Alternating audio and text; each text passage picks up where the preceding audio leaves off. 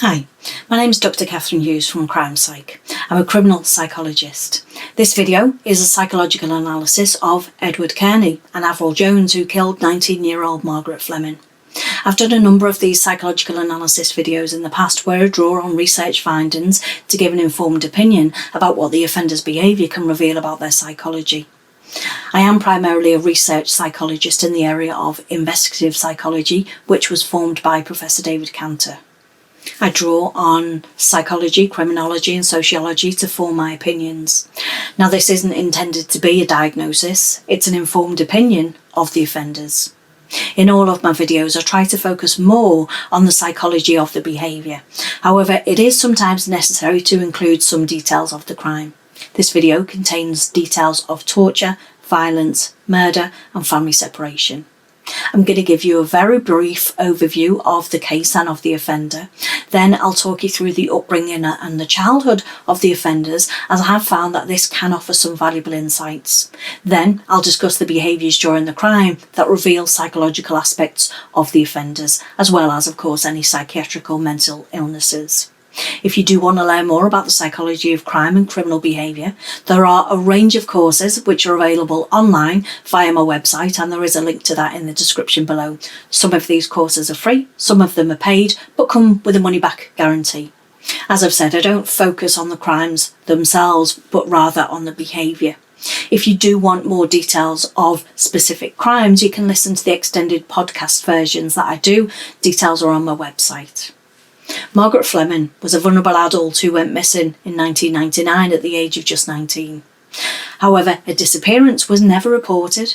16 years later, she became the focus of a case against her full-time carers, Edward Cairney and Avril Jones, who had fraudulently been claiming her benefits.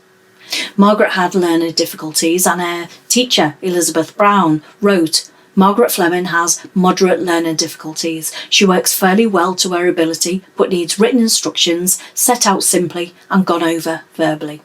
Margaret Fleming was a vulnerable young woman, and she vanished without a trace, but nobody raised the alarm for just under 16 years. She was living with Edward Cairney and Avril Jones, who had become her full-time carers. In January 1993, Derek and Margaret Fleming, Margaret's parents, divorced. Their daughter Margaret was just 12 years old and went to live with her father and her grandparents.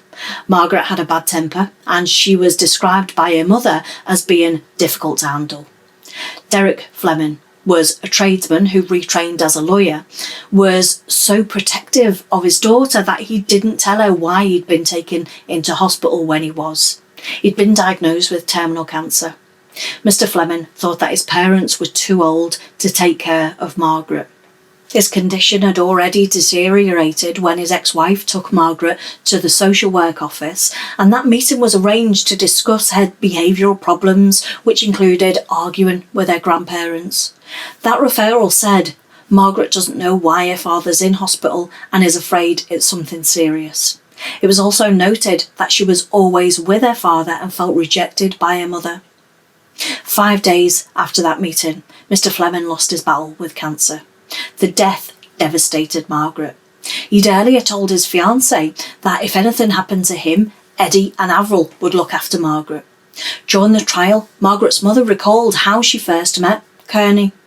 She said after Derek died, they were at the funeral. Eddie Cairney came and approached me and said if I needed any help with Margaret, he'd give me respite care. Miss Cruikshanks, Margaret's mother, said that her daughter was even more difficult to cope with after she lost her father. She added, she would come home from school and I'd say, "What were you doing?" and her temper would be up and she'd batter me. She initially lived with her mother and was very violent towards her. Because of the instructions given by her father, she would go and stay with that couple for up to 2 weeks at a time. All ties between the mother and the daughter were finally severed after a confrontation in November 1997. Margaret's mum told the jury that she was attacked by Cairney after travelling to tell him that she wanted her daughter to come home. She told the jury, "When I got there, I said I wanted Margaret to come home. He started to assault me. He banged me up against a wardrobe and threw me over a chair, and he said that he wanted me out of the house and spat in my face. it was a surprise. She went on to say that Margaret, who struggled with her weight, was then brought downstairs from her attic bedroom and asked where she wanted to live. Miss Cruikshanks said, "I think she was a bit nervous, but she turned around and said she wanted to stay there. There was nothing I could do about it." She did later call the police, who went round to check on Margaret, and she reports that the police came back to her to say that she was all right, and so as far as she knew, that was where she was living. In the months that followed, Margaret became more and more reclusive. Cairney told the jury that he tried to stop the teenager from self-harming by putting cardboard tubes on her arms. The 3-week time frame during which the detectives now believe that Margaret went missing was narrowed down because of the testimony of Avril Jones's brother, Richard, and her mother, Florence. The last confirmed sighting of Margaret was at Richard Jones's home on Christmas Day on December 1999. Florence's most recent memory of Margaret was at her Ruby wedding celebrations in March 1999. A photograph from that night is the last known image of the teenager. Florence had no recollection of Margaret joining the family at Mr. Jones's house for that Christmas dinner in 1999. There are also no signs of it in any photos taken from that day. On the 5th of January 2000, Avril Jones's mum spoke to her daughter on the phone, and she told her that Margaret had left with a traveller. As the months turned into years, no one reported that a teenage girl had simply disappeared off the face of the earth. It wasn't until October 2016 that a missed appointment for a benefits review finally led police to investigate. The couple were fraudulently claiming £182,000 in benefits for her. They'd cleared all of Margaret's belongings out of the house, but they'd kept letters which they said were from Margaret. One was said to be sent from Carlisle on the 9th of January 2000, and the other were from Regent Palace Hotel in London on the 13th of January 2000. As part of the investigation, the detectives showed the type letters to Jacqueline Carhill, who taught Margaret standard grade English, and she told the court that the teenager wouldn't have been capable of writing them. Miss Carhill said she had literacy difficulties, and then she went on to say she struggled to put pen to paper. She struggled to read and read at about the level of an 8-year-old. Edward Cairney, who was aged 77, and Avril Jones, who was aged 59, killed Margaret Fleming, who was aged 19 at the time, between December 1999 and January 2000. And when the police asked neighbours about Fleming, they were told that she hadn't been seen for nearly 20 years, and that prompted that search for her body in the surrounding areas. However, no body has ever been found, and even to this day it remains unclear exactly what happened to her. Cairney and Jones were arrested for her murder in 2017, and the police unearthed an overwhelming amount of evidence surrounding the circumstances of their behaviour around her disappearance. They claimed that she'd run off with a traveller, then went on to become a gangster who travelled Europe and a drug dealer with several aliases. Margaret, who would have been 38 at that time and had learning difficulties, hasn't been seen for nearly 20 years, and she lived in what was called disgusting and uninhabitable conditions when she stayed with her killers. The pair were found guilty of tying her up, cutting her hair short, and depriving her of food as punishments before eventually murdering her. Following the extensive police search and an 8-week trial, Cairney and Jones were convicted of murder in July 2019, and they were given a minimum sentence of 14 years in prison. I wasn't able to find much out about either Edward Cairney or Avril Jones's childhood or upbringing. We can now surmise that Edward Cairney was the more dominant of the two in the relationship. Edward Cairney was an ex-marine engineer and a hotel owner. Avril Jones was a former legal secretary. There was no psychiatric condition found with either of these offenders, and there were several assessments carried out to investigate this. At some point, Margaret's father must have trusted the couple. He made arrangements before his death for his daughter to go and live with them. It's entirely possible that they showed genuine empathy and concern for the girl, but as time went on, they came to resent the inconvenience of having to take care of her. They needed the money from her benefits to pay their mortgage. Avril Jones made an application for personal independence payment for Margaret. In it, she wrote that Miss Fleming needs constant care. She'd self-harmed and was caught eating out of a dog bowl. A social worker phoned Jones to offer help and was told that Miss Fleming hadn't been to the doctor despite picking a hole in her head. It was this application that sparked the investigation because nobody was able to contact Margaret. By this point, it was all about the money they received. Margaret's father's fiancé had said that he'd known Edward Cairney for years and trusted him, but she didn't like him. She went on to say, "I just didn't like the guy. Avril wasn't that bad, but she was controlled by him." She is convinced that Cairney, a former diver, dumped their body in the sea. She said that police came to my door and asked me if I knew Margaret Fleming.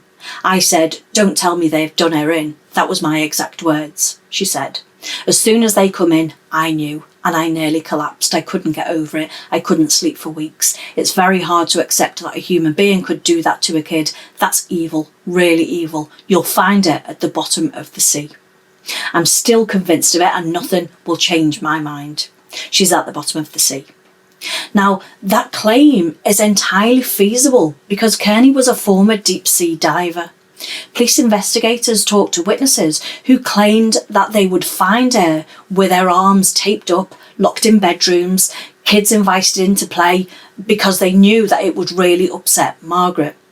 In effect, these people tortured her. Her hands were bound and she was not being allowed to sit at the table when people were invited round for dinner. It was alleged that she was starved as a punishment and had her hair cut short to punish her. At this point, in my mind at least, Margaret Fleming was obviously being let down by the people who were meant to be caring for her, but she was also let down by the system. Safeguarding measures were never in place to ensure her psychological or physical well-being, and I believe that there is an ongoing inquiry into that. But she was also let down by every single witness who told the police years later that she'd been locked in bedrooms, tied up, starved, forced to eat out of dog bowls, tormented on purpose. It's impossible, really, to draw any firm conclusions without knowing more about Cairney and Jones' relationships or what they were like growing up and how they behaved as adults. However, it is probable that Jones just went along with what Cairney wanted to do. When Cairney attacked Margaret's mother, Jones was present in the room and didn't speak out. One of the police officers investigating also remarked on her timid nature. There may have been a genuine concern by the couple initially. However, that could easily have changed into resentment and anger on their behalf. They used her as a vehicle to get the money that they wanted and needed. They had to pay their mortgage arrears and keep their house. Pictures of the house show filthy conditions and rooms full of old furniture and junk. It couldn't have been a nice environment to live in. It was easy for Margaret to be exploited by the couple because of her difficulties. They never had any resistance to their behaviour because they were never held accountable. She became seen as something less than human and simply a money-making opportunity. I do hope that you found today's case interesting and informative. I will add all of the references and further reading to go along in the video description. I know that some of you do like looking a bit closer into these cases, so I've included all that for you. Thanks so much for watching then. Bye for now.